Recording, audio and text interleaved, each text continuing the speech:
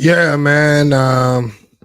Game started off a little bit slow, but and we got to see some wrinkles, and then also we got to see what we wanted to see, the young guys get in there. So overall, happy with the game. Go ahead, defense got their shutout, and on to Northwestern. So. Yes, exactly. And I do want to mention that Jeremiah Smith did break the record today for the freshman wide receiver receiving stats. He broke both the receptions record today and he got his ninth touchdown of the season, which brings him to nine, which is higher than Chris Carter's, where he had with eight. The next record is the Big Ten freshman record, which was set by Rondale Moore in 2018, like the broadcast let us know. And I have a pretty good feeling like he's going to get there. What do you think, Mike? So that last part again, my Do you apologies. think Jeremiah Smith is going to break the Big Ten receiving touchdown record of 12? I don't know, man. I'm hoping so. But I mean, the guy is open. We just got to get him the ball, man, consistently. And I mean, I wish we could hit those explosive plays, because if we could hit those explosive plays, I mean, I would go ahead and say, yeah, he's going to set the record, and it's going to be a while before anybody gets it. If we were able to hit those explosive plays more consistently. So, I'm hoping he gets there. He can. It's definitely possible. It's not, something that's not obtainable, but we just got to do what we got to do. Quarterback got to do what he got to do, and the coaches have to do what they have to do if they want to get that record for it. Yeah, he has had one receiving touchdown in every game so far this season. He's averaging one per game. There were a couple games he didn't get him, but he has multiple in other games, so that's how he gets the average up there. But overall, it's been a great season for Jeremiah Smith. I have a feeling like he is going to get it. Go ahead if you are listening and you have the chat function available. I put a poll there in the chat. Is Jeremiah Smith going to be the best wide receiver in Ohio State football history when it is all said and done? He looks like he's on his way right now. So, to me, I would probably vote yes. Mike, what do you think? You think he's going to be the best? Oh, hands down, man. I mean, Marv was actually doing his workouts at Ohio State instead of, doing, the combine and doing stuff or whatever, getting ready for the combine. He was working out at Ohio State. So he was able to see Jeremiah before, right? And I mean, he told us he's the next great thing. Geno Smith, quarterback for this Seattle Seahawks, has spoken, said he's probably going to be the best, wide receiver he thinks in the NFL as well. So, I mean, I know his family, he might be a little bit biased, but I mean, everything that we're seeing, I remember this offseason talking to Oregon fans or talking to, honestly, college football fans, I'll say. It's like, are you concerned with the freshman being your number one wide receiver? And I said, if everything that what everybody is saying about him is true, no. If he's him, he's him. What does it matter if he's a freshman? If he's him, he's him. So, and to me, as you can see, Jeremiah is him. All of the commentators, everyone nationally, can't talk about the Buckeyes without talking about JJ Smith.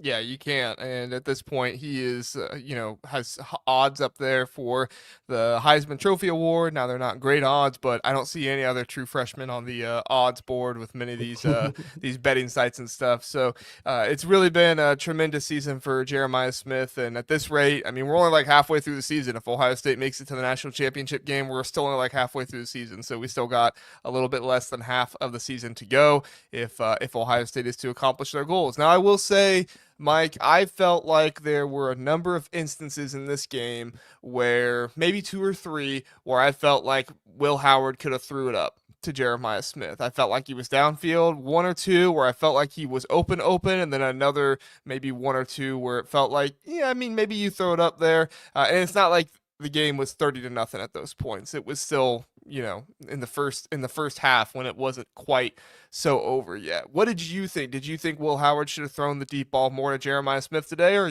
were you okay with kind of the methodical drives going down the field? I do not like the dink and dunk. I don't. I was in the group chat telling some fellas, I'm like, I don't like the dink and dunk. I need to see the explosive plays, man. And I think that the players are wanting the explosive plays as well on offense. And they deserve it, man. I mean, even Carnell Tate, like, yeah, we talking a lot about Jeremiah, but I mean, even Carnell Tate, he should have been able to just catch that walking into the end zone. I mean, Mm-hmm. it has to be there. And, the coaching staff keeps saying that we're working on it. We're working on it. And I was sitting there like, what better game to work on it? Like, you're working on it in practice, but I need to see it in the game. And I felt like this was the game where, especially when it got out of hand, mid third quarter, late third quarter, I want to see it. Mm-hmm. I want to see it. Throw it up to him. See if he can bring it down. See if Will Howard can hit him on the spot and get him up there. Yeah, I agree. I would like to see it more often, especially in some of these games. You don't want to throw an interception or something like that. You'd like to just kind of move the ball down the field and do what you're supposed to do. But at the end of the day, like, it's obvious that Ohio State is able to move the ball down the field. It's obvious that they can do that. What's not obvious is if they can throw the deep ball consistently. So if you're practicing it in game or in practices, like, let's throw it in the games a little bit too. I'm with you. If it's late second quarter, if it's the third quarter and your starters are still in, the game seems like it's in hand, throw it up there. Let's see what happens. And I totally agree with you. Carnell Tate should have just walked in. He did have 6 receptions, 56 yards on the day. Jeremiah Smith finished with 6 receptions, 87 yards, and 1 touchdown on 7 targets. Somebody that didn't get a whole lot of usage today in comparison to some others is Emeka Egbuka. He only has the 1 catch for 10 yards and a touchdown. Were you surprised at the lack of usage of Emeka Egbuka today? No, I wasn't surprised because, to be honest, it's like I have to go back and really like watch the game and see what the defense was doing. But what you end up seeing is the defense is either trying to take either Emeka away, or they're trying to take JJ away. Mm-hmm. Right. So I have to go back and see that on tape or whatever. But I mean, I'm not surprised because here's the thing. Everybody else got to eat. Mm-hmm. Everybody else got to eat. And that's what you want from your wide receiver room.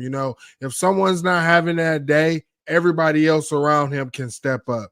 So am I shocked in this offense? No, I'm not. And to be honest, I feel like if you want to get Emeka a little bit more open and get the ball a little bit more, you have to have those explosive plays downfield.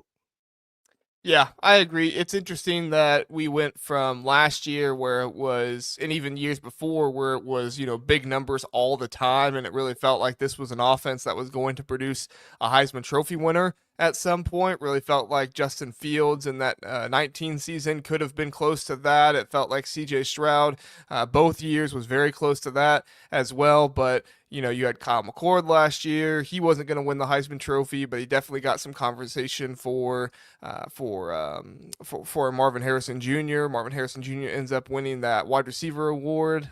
Forgetting the name off the top of my head for it, but he wins that one. And this year, I don't know if there's going to be very many award winners on this offense, just because you don't really play that style of game where you are racking up all the yards and getting these big huge stat totals, like Jackson Dart throwing for 500 yards or 400 yards in a game, stuff like that. You're just not going to see that. But Will Howard still does have a good day, 21 for 26, 260 yards, 3 touchdowns, no interceptions in this one, another high completion day for Will Howard. I mean, Mike, did you feel like you saw better version of Will Howard today? No real glaring mistake. What'd you think?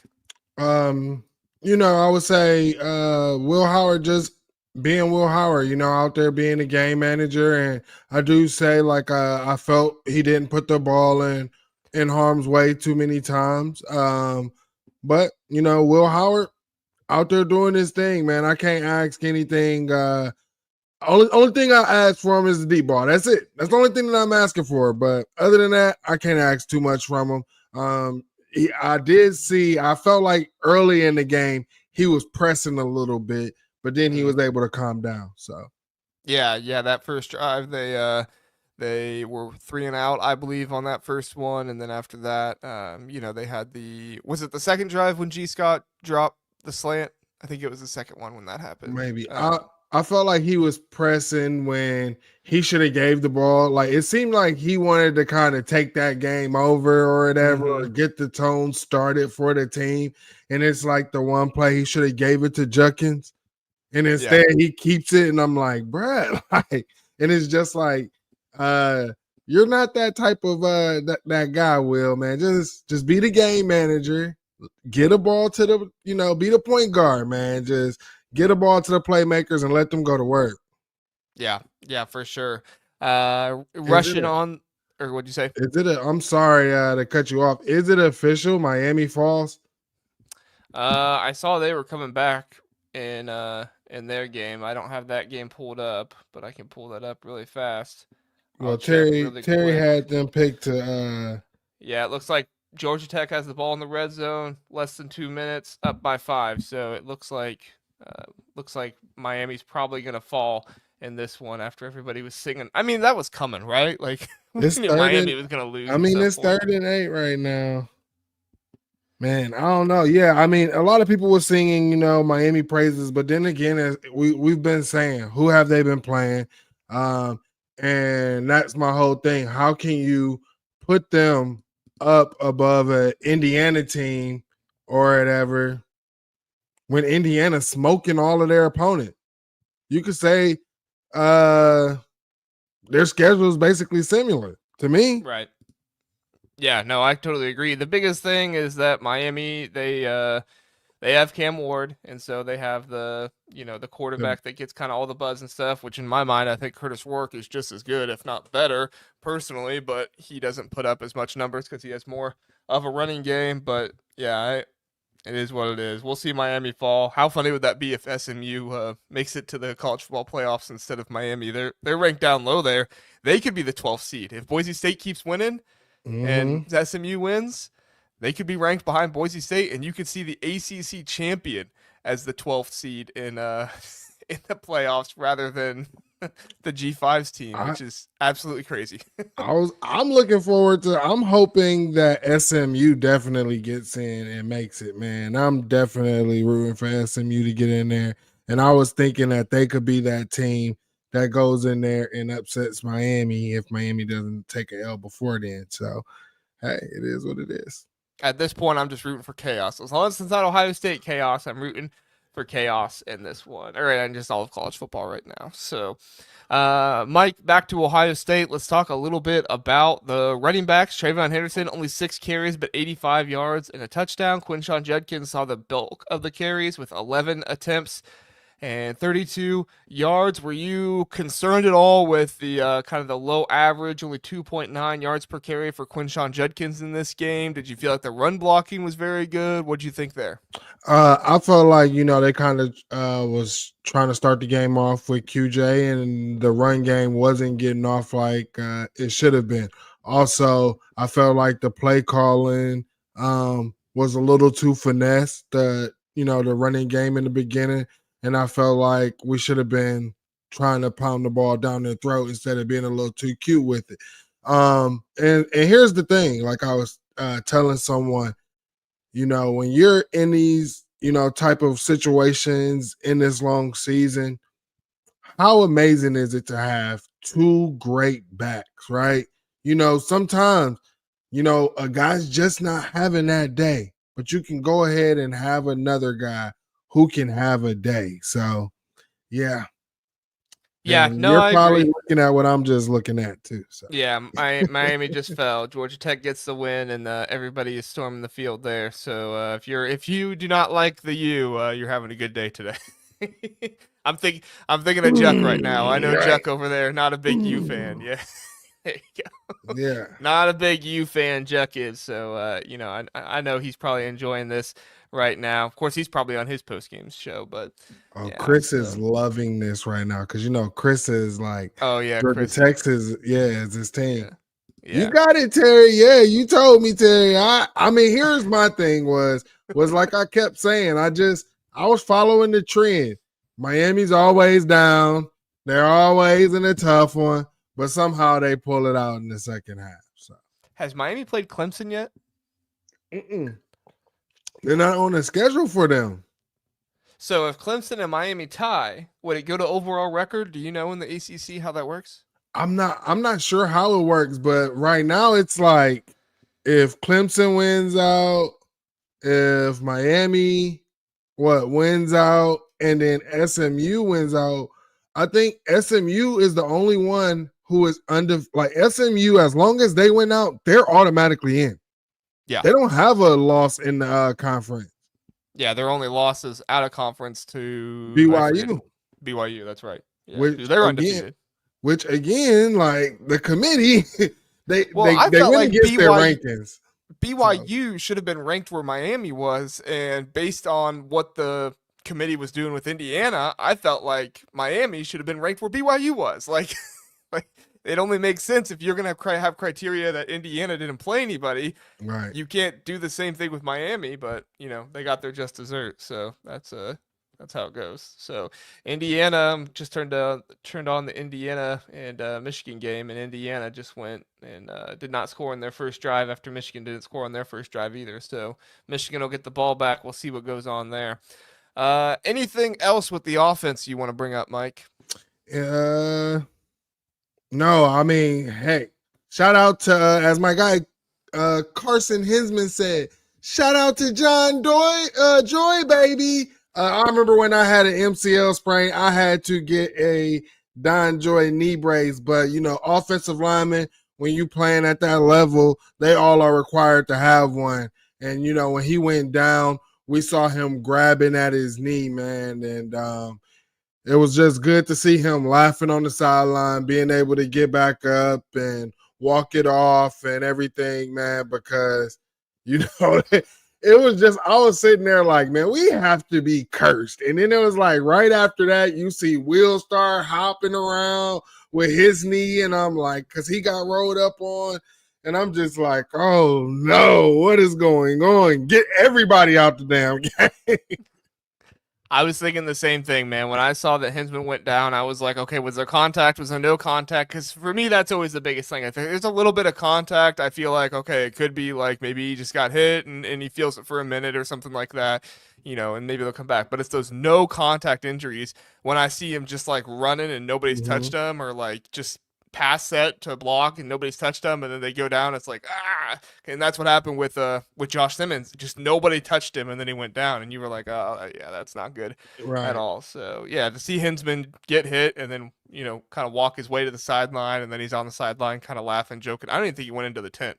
So that was a good situation there. Thank goodness.